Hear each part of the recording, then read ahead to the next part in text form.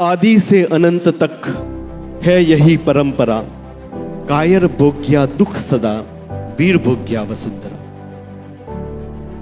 વાત હવે વિરલાઓની કરવી છે, વિરલ વ્યક્તિત્વની કરવી છે, જેમણે મા ભૌમની રક્ષા કાજે પોતાના પ્રાણોની આહુતિ આપી. મા ભૌમની રક્ષા કાજે તેઓ પોતાના રક્તના છેલ્લા બુંદ સુધી લડ્યા. એમાંના 3 હયાત વ્યક્તિત્વ આજે આપણી સાથે છે.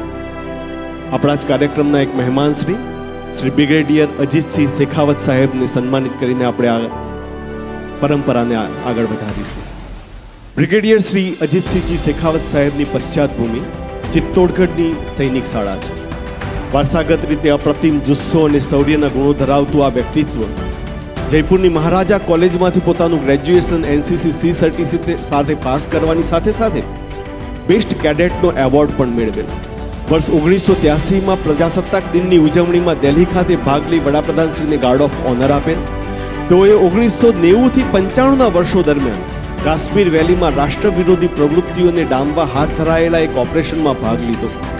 આ ઓપરેશનમાં તેઓએ ખાસ ઢબે તૈયાર કરાયેલા 22 ગ્રેનેડિયર્સે એક અગત્યનો ભાગ ભજવ્યો અને જે બદલ તેઓને બ્રેવેસ્ટ ઓફ ધ બ્રેવના એવોર્ડથી સન્માનિત કરાયા.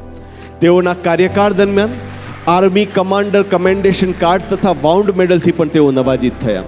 કારગિલ યુદ્ધ વેળાએ ઓપરેશન વિજય દરમિયાન તેઓએ લશ્કરી દળોને પ્રેરિત કર્યા. 18,000 ફૂટની ઊંચાઈએ રહેલા અતિશય દુર્ગમ એવા ખુલબારી સેક્ટર પર વિજય પ્રાપ્ત કરવા માટે એમણે સૈન્યને દોરવણી આપી. આ ભીષણ સંઘર્ષમાં એમણે પાકિસ્તાન દ્વારા કરવામાં આવેલા 3 કાઉન્ટર એટેકનો જડબાતોડ જવાબ આપી પોસ્ટને ટકાવી રાખી. કારગિલ યુદ્ધની તવારીખમાં આ ઘટનાક્રમને એક અગત્યનો ભાગ ભજવ્યો અને સૌથી કઠિન એવી વિષમ પરિસ્થિતિમાં ભારતીય દળોએ પાકિસ્તાનને મહાત આપી. એવા એક બ્રિગેડિયરને આપણે આજે સન્માનિત કરે છે.